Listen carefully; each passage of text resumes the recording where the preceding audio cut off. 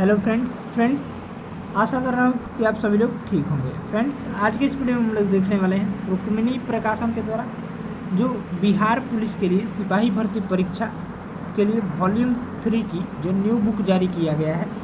इसमें जो है बिहार पुलिस री कांस्टेबल री एग्ज़ाम 2024 के लिए जिसका एग्ज़ाम जो है वो 7 अगस्त से प्रारंभ है। ठीक है, उसी को लेकर चलते हुए टेस्ट सीरीज डिस्कशन का बुक जारी किया गया है। इसमें टोटल 20 सेट्स दिए गए हैं। ठीक है, जो कि बिहार पुलिस एग्ज़ाम के लिए काफ़ी इम्पोर्टेंट है।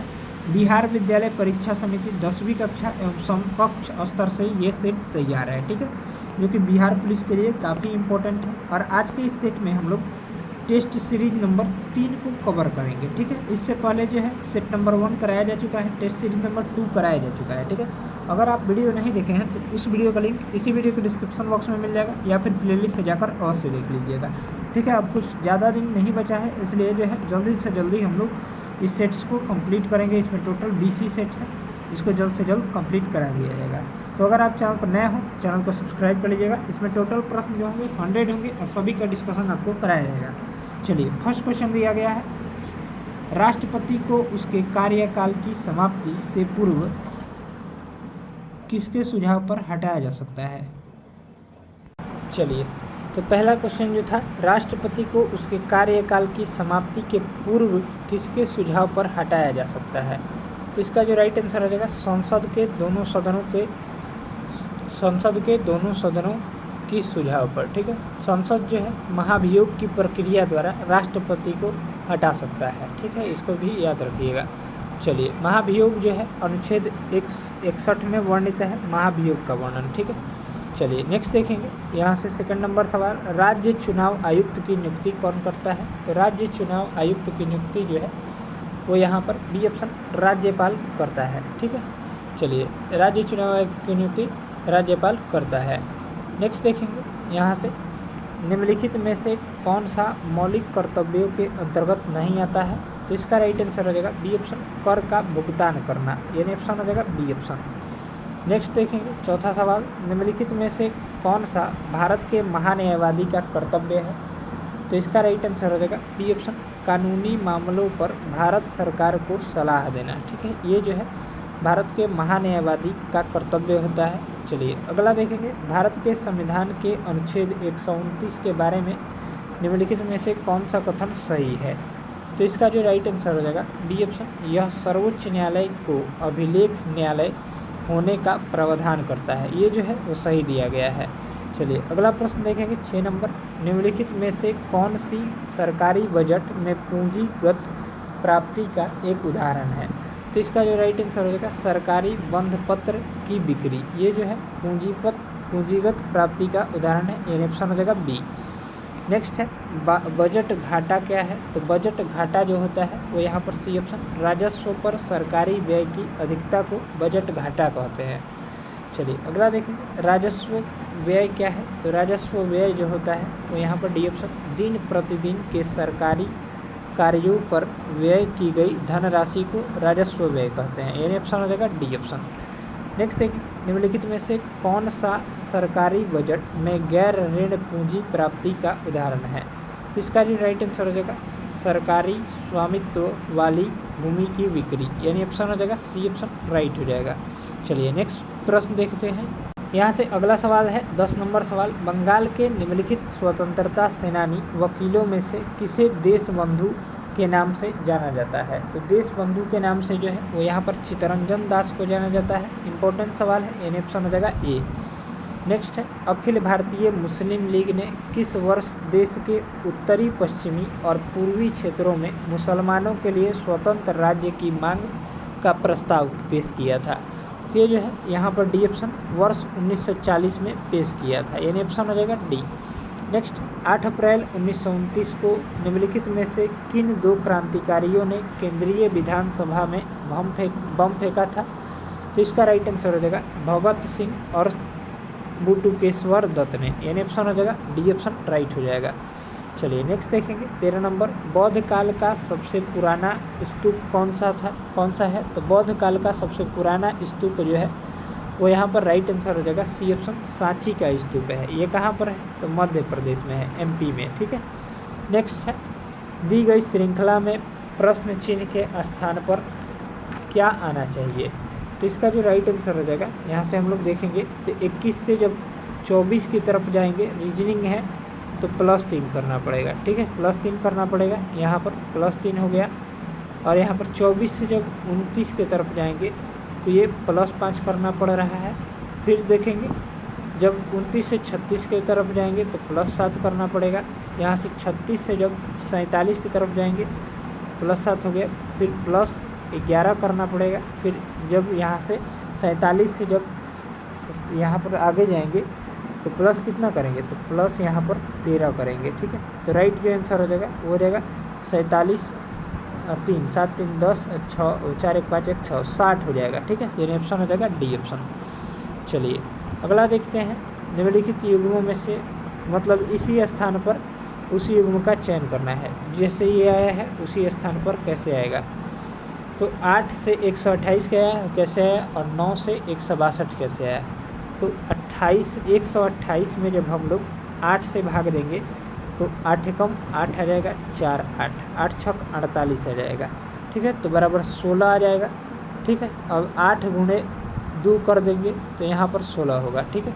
उसी तरह जो है हम लोग 9 में जब 162 से भाग देंगे तो 9 एकम 9 7 और 2 9 8 72 18 आ जाएगा। तो 9 गुणे 2 बराबर 18 आ जाएगा।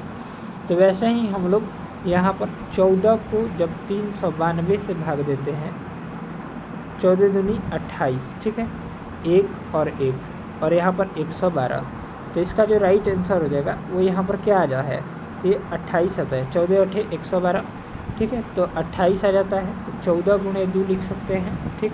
तो उसी तरह इसका जो राइट आंसर हो जाएगा ए ऑप्शन करेक्ट हो जाएगा, 14 392। नेक्स्ट है, नीचे दी गई आकृति में कितने त्रिभुज हैं। तो यहाँ से हम लोग गिन लेंगे।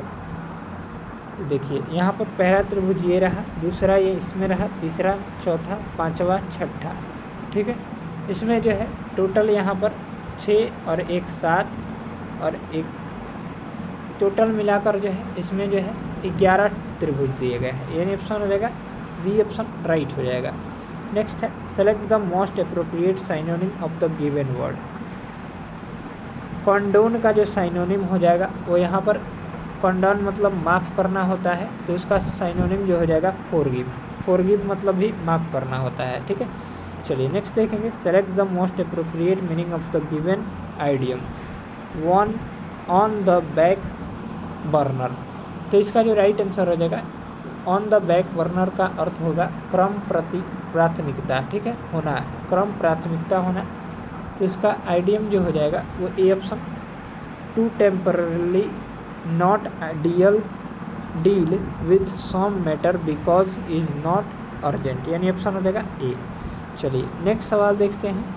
चलिए अगला दिया गया है 19 number, select the incorrectly spelled word, यानी जो गलत है इसमें से उसको सेलेक्ट करना है। तो इसका जो राइट आंसर हो जाएगा यहाँ से डी ऑप्शन गलत दिया गया है, गवर्नमेंट, ठीक है। गवर्नमेंट कैसे लिखाता है, तो GOVER गवर, और फिर एन आता है, फिर MENT। तो इसमें जो है एन यहाँ पर एन नहीं दिया गया है, तो ये जो है गलत हो गया। गवर्नमेंट मतलब आप सभी को पता ही होगा सरकार होता है। चलिए नेक्स्ट देखेंगे, select the option that express that the given sentence in indirect speech.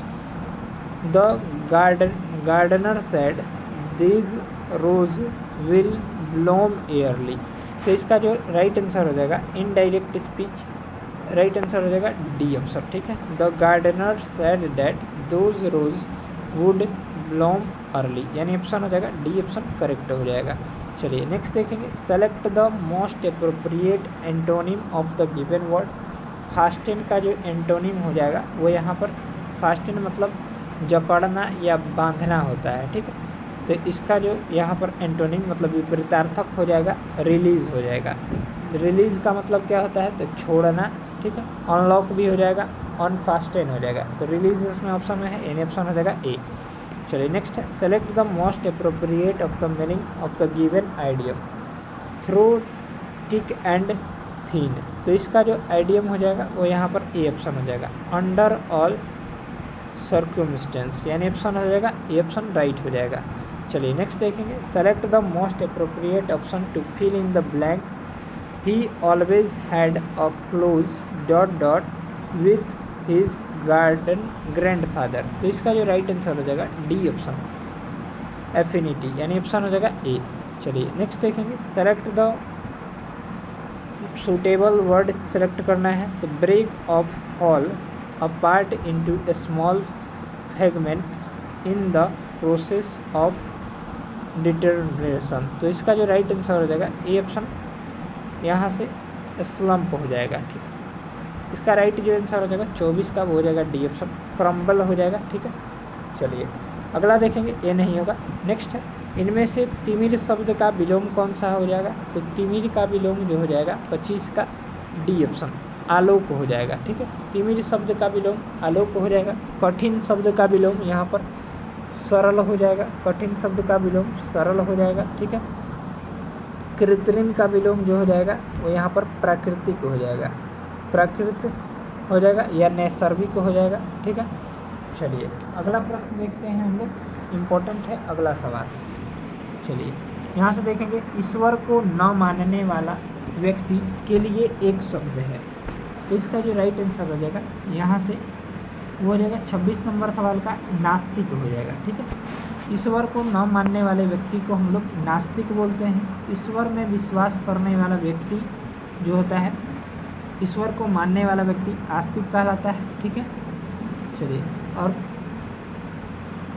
प्रगल्भ का अर्थ जो होता है यहाँ पर चतुर होता है, उत्साही होता है, और होशियार होता है। ठीक है, पिता के लिए पिता के पिता के लिए शब्द पितरा प्रपितामह यूज किया जाता है। चलिए नेक्स्ट देखेंगे, जिसे कभी बुढ़ापा ना आए, इस वाक्यांश के लिए एक शब्द कौन सा हो जाएगा। तो ये जो हो जाएगा डी ऑप्शन, अजर हो जाएगा। ठीक है, चलिए यानी ऑप्शन हो जाएगा डी ऑप्शन राइट हो जाएगा 27 का। ठीक है, अमर किसे कहते हैं, तो जो कभी न मरे उसको अमर कहा जाएगा। ठीक है, युवा या युवती होने की अवस्था को यौन अवस्था कहते हैं। ठीक है, याद रखिएगा। और यहाँ पर रोष से भरा हुआ के लिए एक शब्द रुष्ट हो जाएगा। चलिए नेक्स्ट देखेंगे, शुक्ल का विलोम शब्द कौन सा है। तो शुक्ल का विलोम जो हो जाएगा यहाँ पर कृष्ण हो जाएगा, यानी ऑप्शन हो जाएगा डी ऑप्शन। चलिए इसका हम लोग सरस का विलोम जो हो जाएगा यहाँ पर नीरस हो जाएगा, सरस का विलोम नीरस हो जाएगा। ठीक है, देख लीजिए नीरस। और कौन सा हो जाएगा, तो यहाँ पर निःशुल्क का विलोम जो हो जाएगा शुल्क हो जाएगा, निःशुल्क का विलोम सुशुल्क हो जाएगा, सुशुल्क। ठीक है, याद रखिएगा। और यहाँ पर किसका विलोम और हो जाएगा, यहाँ पर सौभाग्य का विलोम हो जाएगा दुर्भाग्य। ठीक है, याद रखिएगा। चलिए नेक्स्ट देखेंगे, आह वेदना मिली बधाई, यह उक्ति किस रचनाकार की है। तो यह जो है यहाँ पर सी जयशंकर प्रसाद की है। ठीक है, जयशंकर प्रसाद के नाटक स्कंदगुप्त में यह उक्ति है। चलिए अगला देखेंगे, नेत्रहीन शब्द में कौन सा समास है। तो नेत्रहीन में यहाँ पर तत्पुरुष समास हो जाएगा। ठीक है, तत्पुरुष समास में कर्ता, कारक और संबोधन को छोड़कर शेष सभी कारकों में विभक्तियाँ लगाकर इसका समास विग्रह होता है। नेत्रहीन में तृतीया तत्पुरुष यानी कर्म तत्पुरुष को समास है। तत्पुरुष समास के अन्य उदाहरण जो हो जाएंगे, रस भरा हो जाएगा। ठीक है, रस भरा। और क्या हो जाएगा, करुणापूर्ण हो जाएगा, मदान्ध हो जाएगा। ये सभी तत्पुरुष समास के उदाहरण हैं। चलिए अगला देखेंगे, इनमें से त्रुटिपूर्ण वाक्य है। तो उसने लिखा था कि उसकी दुकान पर शुद्ध गाय का घी मिलता है, कोई त्रुटि नहीं है। तो इसका जो राइट आंसर हो जाएगा 31 का बी ऑप्शन, उसकी दुकान पर शुद्ध गाय। ठीक है, यानी इसका जो राइट आंसर हो जाएगा 31 का शुद्ध गाय, त्रुटिपूर्ण है शुद्ध गाय, शुद्ध नहीं होगा सिर्फ गाय होगा। जब गाय बोल ही दिया तो शुद्ध क्यों बोल रहा है। ठीक है, यानी ऑप्शन हो जाएगा बी ऑप्शन राइट हो जाएगा। चलिए नेक्स्ट देखेंगे। चलिए अगला प्रश्न है, वाक्य 1 और वाक्य 6 के मध्य वाक्यों का उचित क्रम है। तो इसका जो राइट आंसर हो जाएगा वो यहाँ पर कौन सा हो जाएगा, दूरदर्शन पर प्रदर्शित 2 धारावाहिक लोग इनकी पहले से प्रतीक्षा करते रहते हैं, इतने लोकप्रिय रहे हैं कि और इन्हें देखने के लिए पहले रामायण और अब महाभारत अपने सारे कामकाज छोड़ देते हैं। तो चलिए इसका जो सजाना है इसको तो कैसे सजाएंगे, तो पहले आ जाएगा यहाँ पर बी ऑप्शन व र य ल आ जाएगा, यानी पहले वो वाला आएगा, पहले रामायण और अब महाभारत, ठीक है।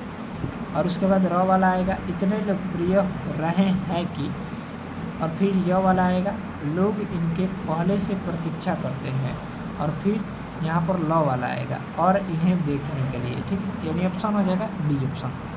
नेक्स्ट है 33 नंबर, अभी सारी लेंस की फोकस दूरी बैगनी, हरा एवं लाल रंगों के लिए ज्ञात किया जाता है यदि ये क्रमशः FB, FG एवं FR हो तो निम्न में कौन सही है। तो इसका जो राइट आंसर हो जाएगा वो हो जाएगा 33 का C option, FB less than FR, ठीक है। नेक्स्ट देखेंगे, आपको तीन प्रतिरोधक दिया जा रहा है जिसका प्रतिरोध R है, इसके कितने महत्तम संयोजन किए जा सकते हैं जिसके हर बार भिन्न तुल्य प्रतिरोध प्राप्त होगा। तो इसका जो राइट आंसर हो जाएगा वो हो जाएगा 4, ठीक है। चलिए यानी ऑप्शन हो जाएगा डी ऑप्शन राइट हो जाएगा। चलिए पानी का अपवर्तनांक कितना होता है, तो 1.33 होता है पानी का। हीरा का अपवर्तनांक 2.42 होता है, ठीक है। फिलंट कांच का 1.62 होता है, याद रखिएगा। और हीरा का क्रांति कोण जो होता है 24.41 होता है, और यहाँ पर पानी का क्रांति कोण 48.75 होता है। सर्वाधिक अपवर्तनांक जो होता है वो हीरा का होता है। चलिए अगला देखेंगे, जब समान आवेशित गोले के भीतर कोई बिंदु है, ठीक है, तो वहाँ विद्युत विभव भी क्या होता है। तो इसका जो राइट आंसर हो जाएगा 35 का वो हो जाएगा यहाँ से सी ऑप्शन, उतना ही रहता है जितना सतह पर है, ठीक है, यानी ऑप्शन हो जाएगा सी। नेक्स्ट है, निम्न में कौन गति स्थान समय संबंध का समीकरण है। तो इसका करेक्ट ऑप्शन हो जाएगा 36 का डी ऑप्शन, ठीक है। एस बराबर ut प्लस 1/2 AT², ठीक है, यानी ऑप्शन हो जाएगा यहाँ से डी ऑप्शन राइट हो जाएगा। चलिए नेक्स्ट देखते हैं 37 नंबर प्रश्न, विद्युत हीटर तार किस प्रकार के पदार्थ का बना होता है, ठीक है। तो इसका जो राइट आंसर हो जाएगा वो यहाँ से हो जाएगा ए ऑप्शन, उच्च विशिष्ट प्रतिरोध और उच्च गलनांक का। विद्युत हीटर में जो तार का प्रयोग किया जाता है नाइक्रोम का बना होता है, आप सभी को पता होना चाहिए नाइक्रोम को बना होता है। नाइक्रोम जो है वो किससे मिलकर बना होता है, तो नाइक्रोम निकेल और क्रोमियम का मिश्र धातु होता है, निकेल प्लस क्रोमियम का, ठीक है, याद रखिएगा, ये एग्जाम में आता है। विद्युत हीटर जो है विद्युत धारा के उष्मीय प्रभाव पर कार्य करता है। चलिए नेक्स्ट देखिए, निम्न में कौन सा कथन सही है। तो इसका राइट आंसर हो जाएगा सी ऑप्शन, गुरुत्वीय त्वरण अक्षांश बढ़ने के साथ बढ़ता है, ठीक है। चलिए अगला प्रश्न देखते हैं, एक वस्तु को अवतल दर्पण के सामने उसके फोकस F पर और वक्रता केंद्र C के बीच स्थित किसी बिंदु पर रखा गया है, प्रतिबिंब कहाँ स्थित किसी बिंदु पर बनेगा और कैसे होगा। तो इसका जो राइट आंसर हो जाएगा 39 का सी ऑप्शन, C पर ही बनेगा, C से परे बनेगा और बड़ा बनेगा, ठीक है, यानी ऑप्शन हो जाएगा यहाँ से सी ऑप्शन राइट हो जाएगा। नेक्स्ट 40 नंबर, विद्युत फ्यूज किस सिद्धांत पर, इलेक्ट्रिक फ्यूज किस सिद्धांत पर कार्य करता है। तो विद्युत फ्यूज जो है वो यहाँ पर बी ऑप्शन, विद्युत धारा के द्वारा उत्पन्न उष्मीय प्रभाव पर, यानी उत्पन्न उष्मा यहाँ पर दिया हुआ है उसी पर कार्य करता है, ठीक है। चलिए विद्युत फ्यूज का तार जो होता है वो किसका बना होता है, तो विद्युत फ्यूज जो होता है का मुख्य रूप से उसमें तार जो होता है वो शीशा यानी PB और यहाँ पर शीशा और टीन के मिश्र धातु का बना होता है, ठीक है। चलिए विद्युत फ्यूज की विशेषता क्या है, तो निम्न गलनांक और उच्च प्रतिरोधकता होनी चाहिए। नेक्स्ट है, सौर पैनल में किस ऊर्जा में रूपांतरित किया जाता है। तो यहाँ पर सौर ऊर्जा को विद्युत ऊर्जा में, यानी ऑप्शन हो जाएगा बी ऑप्शन राइट हो जाएगा। चलिए अगला देखेंगे हम लोग। चलिए अगला प्रश्न है यहाँ से 42 नंबर, निम्नलिखित में से किस वर्ष पानीपत की तीसरी लड़ाई लड़ी गई थी। तो पानीपत की तीसरी लड़ाई जो हुई थी वो कब हुई थी, तो 1761 ईस्वी में हुई थी। पानीपत की तीसरी लड़ाई 1761 ईस्वी में हुई थी, ठीक है। चलिए यानी ऑप्शन आ जाएगा डी ऑप्शन। 14 जनवरी 1761 ईस्वी को पानीपत का तीसरा युद्ध अहमद शाह अब्दाली ने मराठा को उसमें पराजित किया था। ठीक है। मुगल बादशाह औरंगजेब की मृत्यु जो हुई थी वो 1707 ईस्वी में अहमदनगर में हो गई थी। यानी ऑप्शन आ जाएगा यहाँ से डी ऑप्शन राइट हो जाएगा। पानीपत का प्रथम युद्ध कब हुआ था आप लोग जो है वो कमेंट करके बताइएगा। और पानीपत का द्वितीय युद्ध 5 नवंबर 1956 को हुआ था। ठीक है। यानी ऑप्शन हो जाएगा यहाँ से डी राइट हो जाएगा। नेक्स्ट है महात्मा गांधी द्वारा भारत छोड़ो आंदोलन का प्रारंभ डैश वर्ष किया गया था। ये जो है 1942 में किया गया था। 14 जुलाई 1942 को वर्धा में कांग्रेस कार्य समिति की हुई विशेष बैठक में महात्मा गांधी के नेतृत्व में भारत छोड़ो आंदोलन चलाने का निर्णय लिया गया। 8 अगस्त 1942 को बम्बई के ग्वालिया टैंक से भारत छोड़ो आंदोलन प्रारंभ करते हुए नारा दिया था करो या मरो। ठीक है। यानी ऑप्शन जो हो जाएगा यहाँ से बी ऑप्शन राइट हो जाएगा। नेक्स्ट है निम्नलिखित में से किस स्टेडियम में ओडीआई क्रिकेट विश्व कप 2011 का फाइनल मैच खेला गया था। तो इसका जो राइट आंसर हो जाएगा डी ऑप्शन। ठीक है। वानखेड़े स्टेडियम जो कि कहाँ है तो मुंबई में है। ठीक है। चलिए और ओडीआई 2023 का फाइनल जो है नरेंद्र मोदी स्टेडियम अहमदाबाद में खेला गया था। आप सभी को पता होना चाहिए जिसमें जो है भारत विजयी हुआ था। ठीक है। चलिए अगला देखेंगे। यहाँ से दिया गया है शराबबंदी लागू करने वाला पहला भारतीय राज्य कौन सा था। तो शराबबंदी लागू करने वाला पहला भारतीय राज्य गुजरात था। बिहार में ही टिक लगाना है। यानी ऑप्शन हो जाएगा ए ऑप्शन राइट हो जाएगा। ठीक है। गुजरात में 1965 में ही शराबबंदी घोषित कर दी गई थी और बिहार में शराबबंदी 1 अप्रैल ध्यान दीजिएगा बिहार में शराबबंदी 1 अप्रैल 2016 को लागू हुई थी। याद रखिएगा ये भी। चलिए अगला देखेंगे। यहाँ से नेक्स्ट है 46 नंबर। किस अधिनियम के द्वारा अंग्रेजों ने घोषणा की कि भारत में अधिकारियों की नियुक्ति में राष्ट्रीयता और रंग के आधार पर भेदभाव नहीं होगा। तो इसका जो राइट आंसर हो जाएगा डी ऑप्शन। ठीक है। 1833 का चार्टर अधिनियम। नेक्स्ट है भारत में संसद के दोनों सदनों का चुनाव कौन कराता है। तो इसका जो राइट आंसर हो जाएगा वो हो जाएगा ए ऑप्शन निर्वाचन आयोग करवाता है। ठीक है। यानी ऑप्शन हो जाएगा ए ऑप्शन राइट हो जाएगा। निर्वाचन आयोग की स्थापना जो है 25 जनवरी 1950 को की गई थी। प्रतिवर्ष 25 जनवरी को जो है मतदाता दिवस के रूप में मनाया जाता है। ठीक है। याद रखिएगा। निर्वाचन आयोग का उल्लेख जो है संविधान के भाग 15 में किया गया है। ये भी याद रखिएगा। नेक्स्ट है चलिए राज्यसभा में निम्न में राज्यों की सीटों का उचित अवरोही क्रम है। तो इसका जो राइट आंसर हो जाएगा यहाँ से 48 का सी ऑप्शन। उत्तर प्रदेश आ जाएगा, फिर आ जाएगा महाराष्ट्र, फिर तमिलनाडु, फिर बिहार। चलिए नेक्स्ट देखेंगे। भारतीय संविधान में संशोधन किसके या किनके द्वारा प्रारंभ किया जा सकता है। पहला है लोकसभा, राज्यसभा, राज्य का विधानमंडल, राष्ट्रपति और उपराष्ट्रपति। कौन सा कथन सही है। तो इसका जो राइट आंसर हो जाएगा डी ऑप्शन।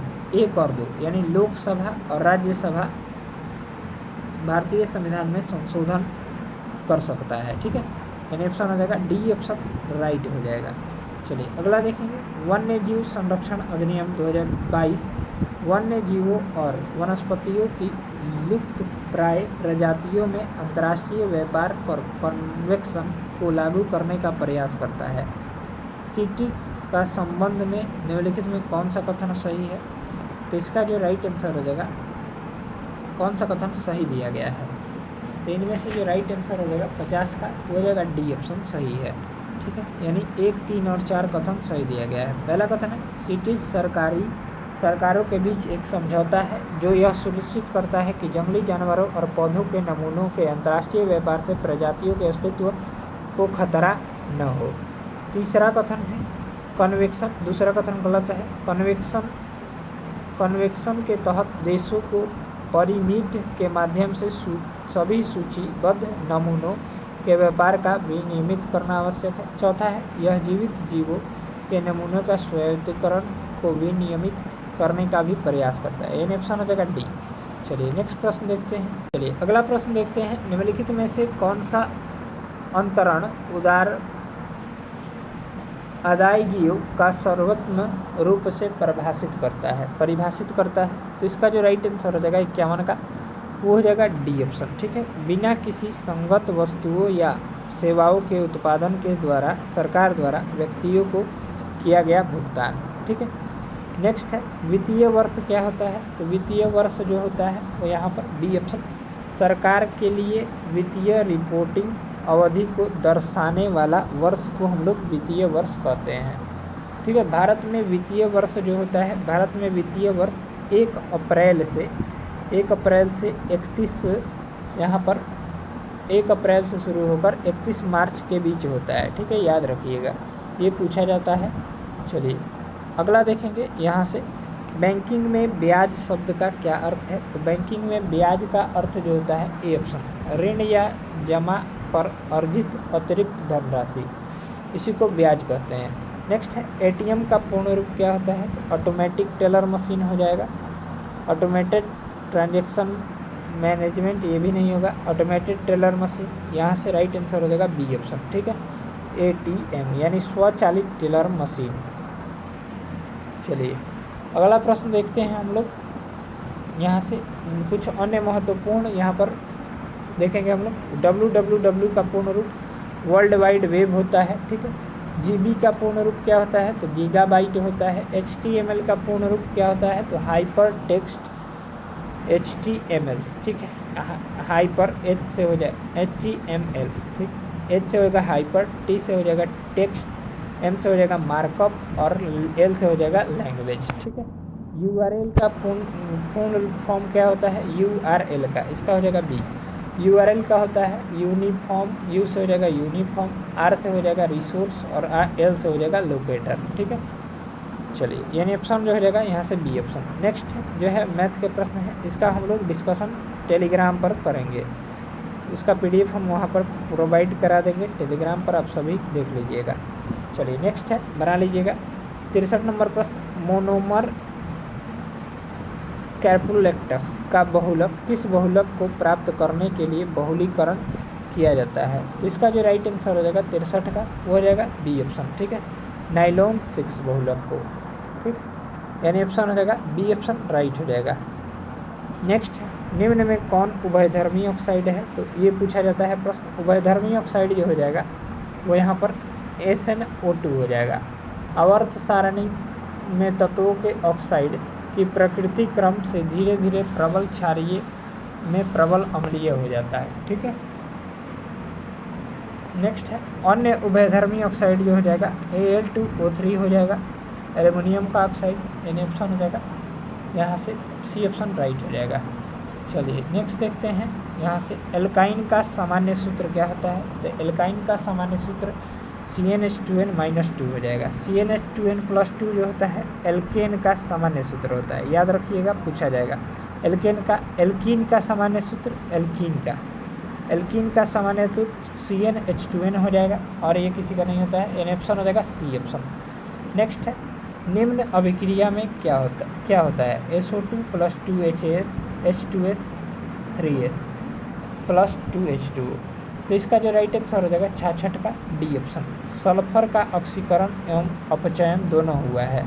नेक्स्ट है C4H6 आणविक सूत्र वाले यौगिक में कौन से संबंध या बंधन होते हैं। तो ये जो है यहाँ पर डी ऑप्शन, एक त्रिबंध या 2 द्विबंध होता है। ठीक है, C4H6 में, यानी ऑप्शन हो जाएगा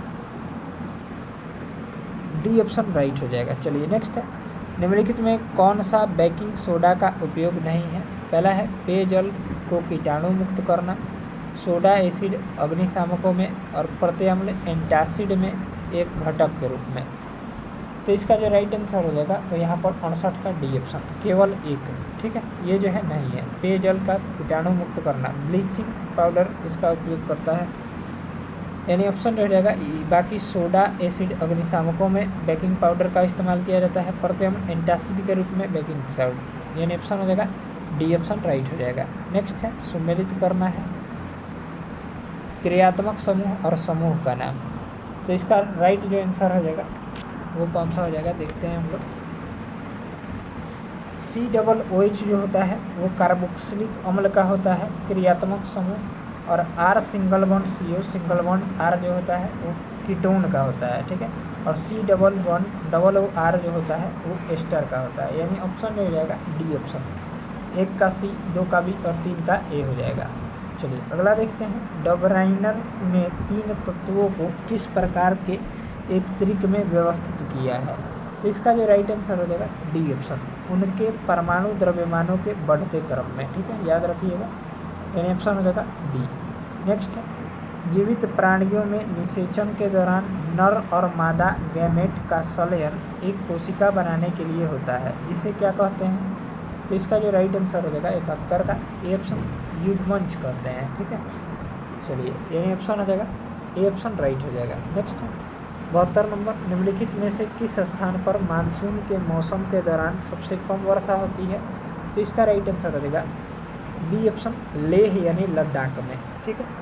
लेह में वार्षिक वर्षा जो होती है वो बिल्कुल बहुत कम 10 सेंटीमीटर होती है, ठीक है, याद रखिएगा। सर्वाधिक वर्षा जो होती है मेघालय के मासिन राम में होती है, मासिन राम। नेक्स्ट प्रैक्टिस सेट में हम लोग कराए थे, पिछला प्रैक्टिस सेट में।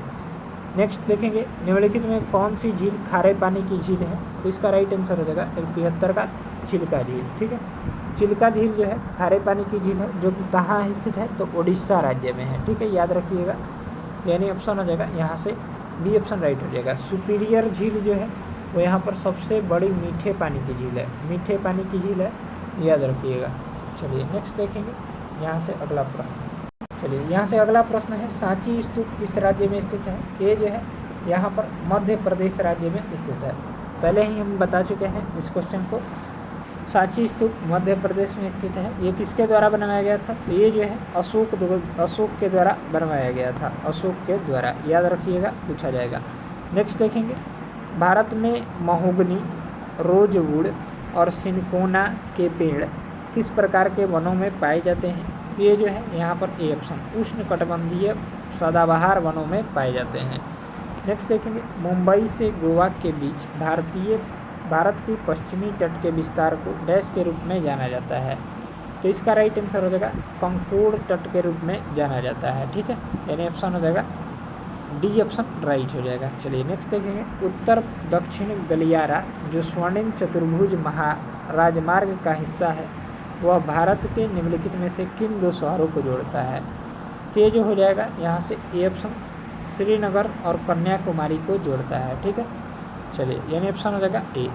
अगला देखेंगे, ऑस्कर पुरस्कार 2023 विजेता गीत नाटू नाटू के संगीत निर्देशक कौन है, तो इसका राइट आंसर हो जाएगा MM कीरावनी है, यानी ऑप्शन हो जाएगा ए ऑप्शन राइट हो जाएगा। चलिए नेक्स्ट देखेंगे, अंत्योदय कार्यक्रम सर्वप्रथम किस राज्य में शुरू किया गया था, तो अंत्योदय कार्यक्रम जो है वो यहाँ पर सर्वप्रथम राजस्थान राज्य में शुरू किया गया था, यानी ऑप्शन हो जाएगा डी ऑप्शन करेक्ट हो जाएगा। चलिए, भारत में अंत्योदय कार्यक्रम की शुरुआत जो है वर्ष 2000 ईस्वी में की गई थी, ठीक है, याद रखिएगा इसको भी। चलिए नेक्स्ट देखते हैं यहाँ से, वर्तमान में 79वें संयुक्त राष्ट्र महासभा सत्र के अध्यक्ष कौन है, ये जो है यहाँ पर सी ऑप्शन फिलोमेन यांग है, ठीक है। नेक्स्ट देखेंगे, दुनिया की सबसे ऊंची चोटी माउंट एवरेस्ट को सर्वाधिक बार फतह करने का रिकॉर्ड किसने बनाया है, ये इसका राइट आंसर हो जाएगा कामी रीता शेरपा ने, ठीक है, यानी ऑप्शन हो जाएगा बी। नेक्स्ट देखेंगे, हाल ही में IUCN के पर्यवेक्षण में नीलगिरी तरह सर्वेक्षण कहाँ प्रारंभ हुआ है, तो इसका राइट आंसर हो जाएगा ए ऑप्शन, तमिलनाडु राज्य में प्रारंभ हुआ है। चलिए नेक्स्ट देखेंगे, वार्षिक वित्तीय साक्षरता सप्ताह अभियान हाल ही में निम्नलिखित में से किसके द्वारा आयोजित किया गया है, तो इसका राइट आंसर हो जाएगा RBI के द्वारा आयोजित किया गया है। चलिए नेक्स्ट देखते हैं, 84 नंबर, हाल ही में भारत के 16वें वित्त आयोग की अध्यक्षता में गठित किया गया है, तो इसका राइट आंसर हो जाएगा अरविंद पनगडिया को घोषित किया गया है। चलिए नेक्स्ट प्रश्न जो है मैथ का है, इसका सॉल्यूशन टेलीग्राम पर मिलेगा। चलिए तो यहाँ से जो है अब हम लोग रीजनिंग के प्रश्न को कवर कर लेते हैं। अरीब, बेला, दीपा और फरहीन, हीरा और गिरीश एक वृत्ताकार मेज के चारों ओर केंद्र की ओर मुख करके बैठे हुए हैं। ठीक है, कितने व्यक्ति हैं? तो 1 2 3 4 5 6 व्यक्ति हैं। इसको गिन लेना है। तो पहला हो गया, दूसरा हो गया, तीसरा हो गया, चौथा हो गया, पांचवा हो गया, छठा हो गया। ठीक, केंद्र की ओर मुख करके बैठे हुए हैं। ठीक है, गिरीश दीपा के दाईं ओर से दूसरे स्थान पर है। दीपा के दाईं ओर से दूसरे स्थान पर, मतलब दीपा यहाँ पर है तो गिरीश जो है हो जाएंगे। देखते हैं यहाँ से, दीपा यहाँ पर है तो गिरीश यहाँ पर हो जाएगा दूसरे स्थान पर। ठीक है, चलिए और देखेंगे और क्या बोल रहा है। और दूसरे स्थान पर बैठा है फरहीन, गिरीश के ठीक बाईं ओर बैठी है। ठीक है, फरहीन जो है वो गिरीश के ठीक बाईं ओर बैठी है। यहाँ पर फरहीन हो जाएंगी, फरहीन किसके बाईं ओर हो जाएंगी? तो ये जो हो जाएंगी गिरीश के ठीक बाईं ओर हो जाएंगी। हो गया ना। चलिए और देखिए क्या बोल रहा है। बेला फरहीन के दाईं ओर दूसरे स्थान पर है। बेला जो है पहला, दूसरे स्थान पर कौन है? तो बेला है, याद रखिएगा। फरहीन, एक सेकंड रुक जाइए। यहाँ पर हो जाएगा फरहीन और यहाँ पर बेला हो जाएगा, दूसरे स्थान पर बेला हो जाएंगी। और देखिए और क्या बोल रहा है। बेला फरहीन के दाईं ओर दूसरे स्थान पर बैठी है। हीरा दीपा का निकटतम पड़ोसी है। तो हीरा जो है वो दीपा का निकटतम पड़ोसी है। हीरा जो है वो दीपा का निकटतम पड़ोसी है, दीपा का। ठीक,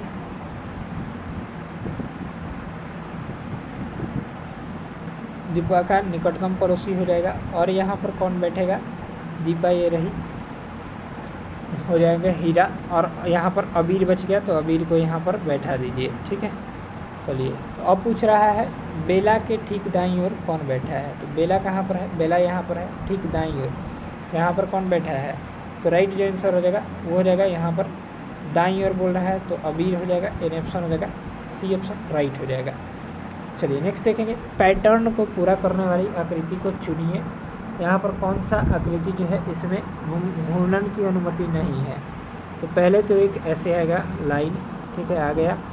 उसके बाद से एक यहाँ पर आएगा ऐसा वाला लाइन, देखिए इसमें है, ये है। ठीक है, चलिए ये इसमें पूरा कर रहा है। इसको देखते हैं। अगला दिया गया है, आगे क्या दिया गया है? तो आगे जो दिया गया है वो ठीक ऐसे लाइन आएगा। ठीक है, एक लाइन कटेगा और उसके बाद से कैसे आएगा? तो ऐसे भी लाइन गया है। ठीक है, और यहाँ पर जो राइट आंसर हो जाएगा 90 का, वो हो जाएगा कौन सा राइट आंसर हो जाएगा? तो यहाँ पर ये पूरा कर रहा है क्या? इसको देखेंगे। फिर ऐसे एक कटा है, ठीक है, और फिर एक ऐसा कटा है, फिर एक ऐसा। हाँ, ये जो राइट आंसर हो जाएगा सी ऑप्शन करेक्ट हो जाएगा। ठीक है, यानी ऑप्शन जो हो जाएगा सी ऑप्शन राइट हो जाएगा। चलिए नेक्स्ट देखते हैं। यदि प्लस और माइनस को आपस में बदल दिया जाए और गुणा और भाग को आपस में बदल दिया जाए तो निम्नलिखित में कौन सा समीकरण वाट के स्थान पर आएगा? तो इसका जो राइट आंसर हो जाएगा, जब इसको हम लोग भाग को गुणा कर देना है, प्लस को माइनस कर देना है, माइनस को प्लस और गुणा को भाग, तो इसका करेक्ट ऑप्शन हो जाएगा 108 आएगा। ठीक है, जब सॉल्व करेंगे। चलिए अगला प्रश्न देखते हैं हम लोग। यहाँ से अगला सवाल है, निम्न में से कौन सा हार्मोन युवावस्था के समय लड़कों में दिखाई देने उपस्थिति में बदलाव लाता है? ये जो है प्रैक्टिस सेट पिछला में भी हम लोग किए हैं इस क्वेश्चन को। तो इसका राइट आंसर हो जाएगा टेस्टोस्टेरोन। ठीक है, यानी ऑप्शन हो जाएगा ए ऑप्शन। ठीक है, चलिए नेक्स्ट देखते हैं। निम्न में कौन सा ऊतक कोशिका विभाजन में सक्षम है? तो इसका करेक्ट ऑप्शन हो जाएगा डी ऑप्शन, विभाज्य जो तक ऊतक। ठीक है, यानी ऑप्शन हो जाएगा डी ऑप्शन राइट हो जाएगा। ऊतकों के अध्ययन को हिस्टोलॉजी कहते हैं। हिस्टोलॉजी, ऊतकों के अध्ययन को हिस्टोलॉजी कहा जाता है। ऊतकों के अध्ययन को हिस्टोलॉजी कहा जाता है। ठीक है, याद रखिएगा। चलिए नेक्स्ट देखते हैं। कौन सा कोशिकांग पादप कोशिका में नहीं पाया जाता है? तो इसका जो राइट आंसर हो जाएगा 94 का बी ऑप्शन, सेंट्रियोल जो है वो पादप कोशिका में नहीं पाया जाता है। ठीक है, सेंट्रियोल जो है वो तारकाय में पाया जाता है। इसको भी याद रखिएगा। चलिए नेक्स्ट है, 95 नंबर, हीमोफीलिया किसका एक उदाहरण है? तो हीमोफीलिया जो है वो यहाँ पर अनुवांशिक रोग होता है। ठीक है, हीमोफीलिया एक अनुवांशिक रोग है। इसमें शरीर के बाहर बहता हुआ रक्त जो है वो जमता नहीं है। ठीक है, यह बीमारी थ्रोम्बोप्लास्टिन नामक पदार्थ की कमी से होता है। ठीक है, मधुमेह जो है वो यहाँ पर